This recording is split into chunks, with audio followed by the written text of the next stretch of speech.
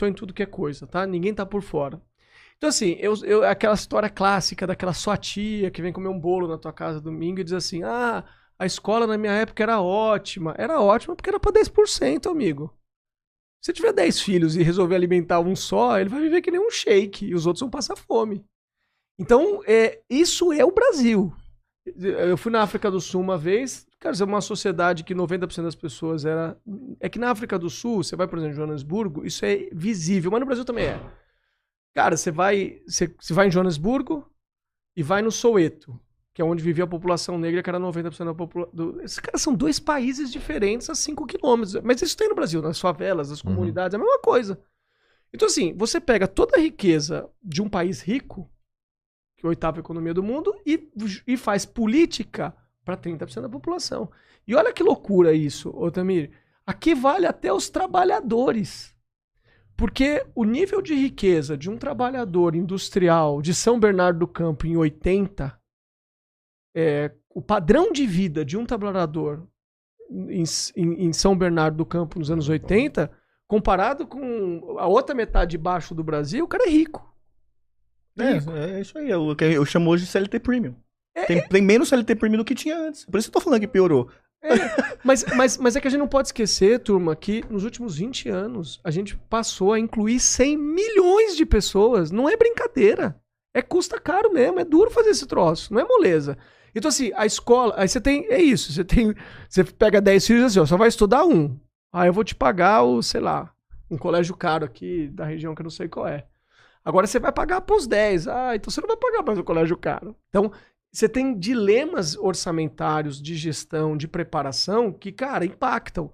Quem vivia nas regiões caras do Brasil, ricas, não é cara a palavra, quem vivia nas regiões ricas do Brasil, tem uma certa sensação de um déficit de qualidade de vida. Que talvez até, por exemplo, a minha história pessoal não é verdade, porque a minha vida melhorou. Mas eu consigo compreender que muita gente que vivia, por exemplo, num bairro de classe média em São Paulo, nos anos 80, viva pior hoje. Até porque as coisas encareceram, é mais caro comprar casa, tem um monte de processo social aí no meio. Então a primeira coisa é essa, assim. A segunda eu vou falar rápido. Então essa história da educação piorar, ela é falsa do ponto de vista global, ela pode ser verdadeira do ponto de vista específico. Se você olha ali o que era uma pessoa que vivia num bairro do centro expandido de uma cidade rica no Brasil nos anos 70, 80. Sabe a família do Linneu, assim, da grande família e tal? Pode ser. Só que para pagar aquela conta tinha 90% da população sem saneamento básico, sem educação, molecada vendendo laranja na rua. Né? É isso, é a zona sul do Rio de Janeiro e aquela loucura toda. Segunda coisa rápida para eu te entregar, Tamir. Dito isso, cara, eu acho que a gente precisa botar o aparelho educacional brasileiro mais a favor do empreendedorismo. Concordo com você. Porque metade das pessoas que vão sair dali vão ser empreendedoras. Essa é a realidade do Brasil, né? Metade da população economicamente ativa, a gente tem um ensino que foi pensado na turma que estava fazendo as universidades lá no século XVIII. E a metade das pessoas ali vai fazer um serviço, vai montar um negócio e tal. Então a gente precisa botar mais energia. A gente vai tentando isso ainda meio como modelo, como piloto, como é que você faz, pé no futuro, uma ideia ou outra. Mas eu acho que o teu diagnóstico está correto e a gente vai ter que colocar isso mais dentro do ensino formal para permitir que essa turma saia.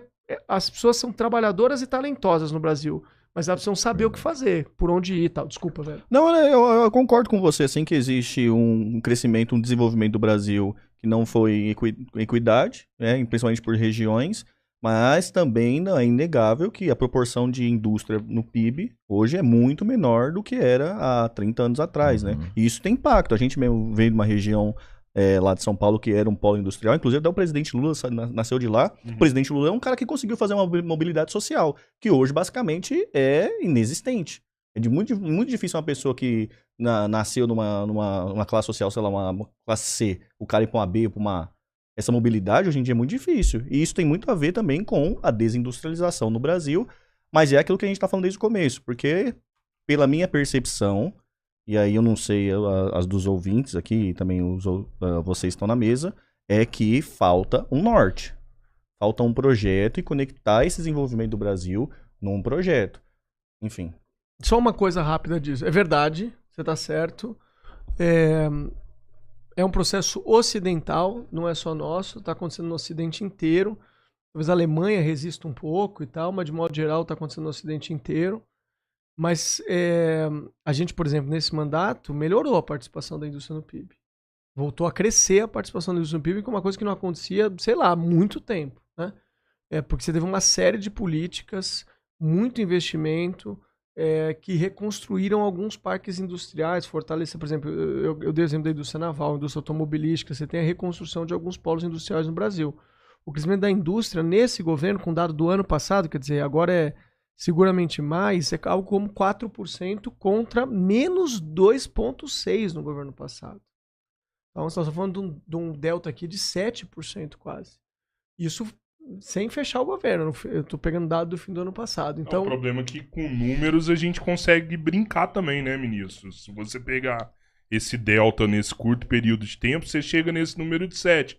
Mas se você ampliar o campo de visão e pegar como que era o crescimento industrial e anos anteriores, o quanto isso caiu, né? Teve um crescimento, mas muito pouco perto do patamar onde a gente estava, né? O Brasil, ele era pioneiro em vários ramos da Chegou indústria. Chegou a 30% do PIB. Olha aí, cara. Não, mas eu não tô discordando de vocês não, gente. Eu tô super de acordo com isso. Eu acho que isso é grave. Eu acho que isso ajudou. A crise brasileira tem muito a ver com isso. Só a única coisa que eu chamo a atenção, quando eu digo que é um processo ocidental, é só pra dizer pra vocês, é difícil pra burro resolver isso. Sim. E, assim, eu quero que você entenda também, ministro, o ponto de cobrança, que eu vou te falar algo assim que é minha percepção. Hoje eu entendo, de todas as pessoas que passam por aqui, que a gente conversa, que as pessoas que mais fazem esse diagnóstico melhor são pessoas do campo da esquerda. Né? Elas sabem o que tem que fazer. E a gente sabe que vocês sabem o que tem que fazer. Só que a gente cobra muito porque não é feito. Né? É isso que a gente não consegue entender. Por que não é feito? Se você pegar o plano de governo do Lula em 89, né, que prometia uma reforma agrária, que prometia industrialização, criação de novas estatais... Isso não foi feito. Né? A gente tem muito mais privatizado do que criado empresas. A gente hoje está falando de privatizar metrô, está falando de privatizar linha de trem. É sempre ferro no trabalhador, sabe? No pobre. E a gente tem visto isso. Então, assim, é até por isso que tamanha indignação, sabe? O povo sabe que vocês têm conhecimento, sabe que vocês sabem o que tem que ser feito. Mas e aí? Por que a gente não faz? E aí também, ministro, só pra corroborar também a fala, que eu sei que não é uma coisa sua, enfim, você é um ministro do governo e tal, mas uma coisa que eu sinto muito é que, assim, quando a gente cobra esse tipo de coisa, assim, precisa ter um projeto, precisa levar essa máquina pra algum lugar, precisa ser uma coisa bem clara pro povo e tal, e aí eu vejo que é sempre uma narrativa do governo mesmo, eu sinto isso, que essa narrativa eu acho que tem um projeto mesmo. Eu acho que sempre, mas o governo passado é não sei o quê. Mas, gente, nós estamos assim, são 20 anos e beleza, eu concordo com tudo. Aí a única coisa que consegue entregar eu não sou tão ruim quanto o governo que era horroroso, o governo de um sociopata igual o Bolsonaro. Eu, particularmente, ministro, me sinto muito frustrado com essa narrativa do governo de, depois de 20 anos do poder, a marca do governo ser eu não sou tão péssimo quanto o Bolsonaro foi. Não, eu não acho isso não. Até porque quando você me falou isso, a reação que eu fiz a você foi de que muita coisa mudou. Então eu acho que a questão do... Porque assim, o governo Bolsonaro, gente, eu não sei se vocês têm noção de fora, mas assim, o nível da destruição do aparelho estatal que foi o governo Bolsonaro. Eu não sei se, de verdade assim, eu não sei se dá pra entender pra quem não tá lá. Você já estava ali próximo em 2022, né? Quando... Não, eu assumi... Você assumiu recente, em 23. Não, mas eu tô no governo desde... o 8 de janeiro foi um domingo, desde 6 de janeiro de 2023. Porque eu assumi uma secretaria na Presidência da República, Secretaria do Conselhão. Então eu tô neste governo desde o começo. Assim, o nível de destruição de tudo, das políticas, das tradições, das pessoas, foi gigante. Então... por isso que eu invoco um pouco o governo Bolsonaro. Não teve nada de bom assim que o Bolsonaro fez? Não, com certeza teve algo de bom. Que eu não vou dizer, deixa pra ele dizer. Aí não. Não, o Bolsonaro fez algumas coisas boas, não é possível. Sair foi a melhor parte, com certeza. Aumentou o tempo de carteira de motorista. Isso foi bom, né? Eu sou a favor dessa ideia também. Eu não sei nem se é politicamente eu correto não vi dizer ninguém isso. discutir isso, cara. Assim, uma coisa Porque nem tão complexa, eu sou mas... um desastre dirigido, entendeu? Eu sou a vítima dessas pontos. Mas deixa eu dizer uma coisa pra vocês, duas coisas. Só quero responder de forma mais estrutural o que você tava dizendo. Porque eu acho que é relevante. Esse é o grande debate brasileiro. Aliás, quero dizer pra vocês o seguinte, eu sou ministro, sei lá, uns 4 meses, 3 meses e meio. Eu nunca fiz um papo tão interessante quanto o que eu tô fazendo aqui. Vocês são bons pra cacete, cara. Parabéns. É porque tem 2 trabalhistas na mesa. Eu tô vendo. Trabalhista. Não, e eu não tô tendo trabalho nenhum que o Tamir tá aqui. Mas a porrada na hora que me deu foi você, então. Não, deixa, faço dele minhas palavras aqui. Mas é verdade mesmo, vocês são feras demais, cara. Tá louco, Ó, deixa eu dizer uma coisa. Já que você fez um agradecimento, também eu vou deixar, cara. Eu acho muito bacana quando o cara vem aqui e se dispõe a responder as coisas. Sabe, mesmo, isso aqui eu concordo, isso aqui eu não sei. Sim. Cara, isso não é um problema. O problema é a omissão. Lógico. Da galera que tá aí, querer informação, querer saber que caminho que tá tendo, ou se não tem caminho. Cara, a população tem direito de saber. O governo tem que estar perto do povo, né, cara? É importante cara como você vir aqui e falar não pra gente. Sim. Né? Falar pra galera, cara. Isso aí, parabéns. Eu agradeço. É que eu acho assim, aí tem duas coisas, cara. Primeiro, assim, é nossa obrigação. Isso aqui não é ganho. A gente tem que fazer isso, cara. Ninguém tá me pedindo, pelo amor de Deus, pra estar lá. Eu tô lá porque eu quero. Então eu tenho que prestar conta do que eu tô fazendo. E eu não quero a resposta de tudo. Mas eu quero pelo menos algumas coisas que o Tamir falou, que o Rodrigo falou, qualquer um que fale aqui, depois num superchat, por exemplo. Você vira e fala assim, cara, esse ponto eu vou amadurecer ele. Porque você vai dar algumas respostas, mas você pode levar um monte de ideias, sei lá, de planejamentos que saíram daqui. Não, do serviço é excelente, tá? Total. Parabéns, de novo, isso, entendeu? É troca de ideia mesmo. Não, e uma coisa que eu faço questão de fazer, gente, vocês reparam que eu até nas minhas perguntas, eu não tenho dificuldade de dizer quando uma crítica eu acho que tá boa e tal, pra dizer assim, cara, política e política boa é feita de seres humanos com dificuldades, com travas, não temos mágica, não faz mágica, entendeu? Nós somos caras com qualidades, defeitos como qualquer outro. Então, eu acho que é importante humanizar isso também. Porque uma parte... O povo brasileiro tem todo o direito e, de certa forma, tem razão de se revoltar. Porque é um povo que trabalha muito, rala muito e não tem o país que ele queria ter. Mas a gente, às vezes, tem que chamar o povo à razão para que eles tenham um pouco de compreensão também das dificuldades das coisas. As coisas têm suas dificuldades. Mas deixa eu voltar. E aí eu acho que humanizar o papel, o espaço público é importante. Mas deixa eu voltar ao que você estava falando. Deixa eu dizer uma coisa que tem a ver muito com o que está sempre no discurso do Tamir. Que é assim, eu concordo com as críticas que vocês fazem do tal do projeto de desenvolvimento. Eu não concordo que não exista isso hoje. Eu só acho que as condições históricas para o que vocês têm como referência lá atrás não existem mais. Primeiro, porque não dá para governar para 1/3 do país. Isso eu já falei bastante, não vou falar mais. Mas tem outras coisas, cara. Por exemplo, esse super crescimento brasileiro se deu numa época, cara, que o dinheiro era de graça. Os juros internacionais eram baixíssimos. Isso tanto é verdade que quando os juros internacionais... O Brasil se endividou muito para fazer esse parque industrial e fez a coisa certa. Por isso que endividamento público não é para ser um vilão sempre. Se você está fazendo endividamento público para coisa boa, é a mesma coisa do empreendedor.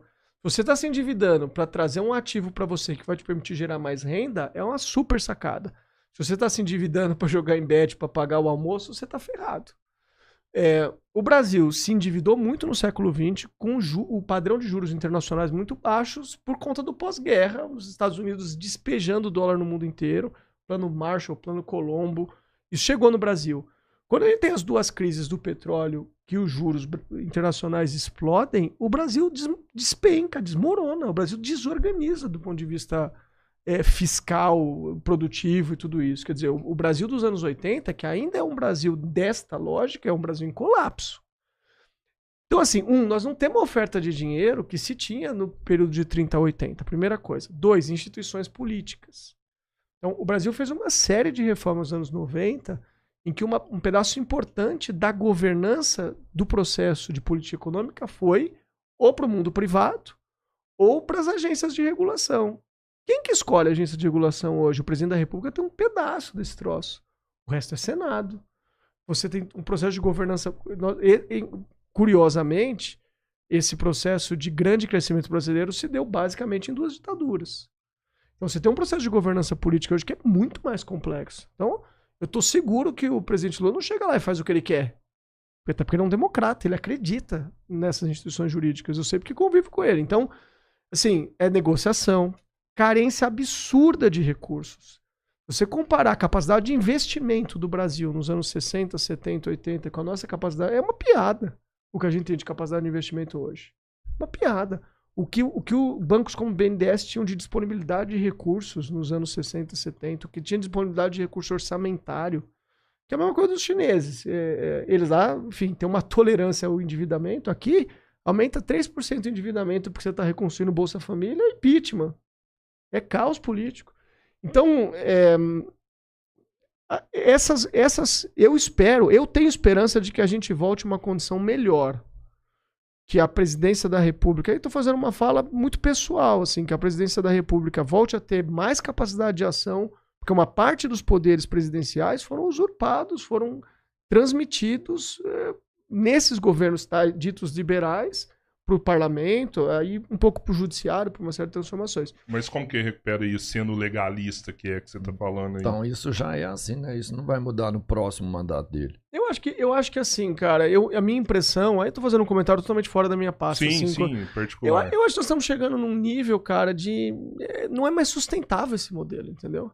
Você não pode, cara, As pessoas não enxergam isso. Assim. Primeiro elas vão ter que chegar, então é parte do nosso papel, né? Um deputado não pode escolher para onde vai 60, 70 milhões de reais todo ano. Sabe que isso é outra coisa, sabe nisso? Eu vejo a comunicação do governo é muito ruim, velho.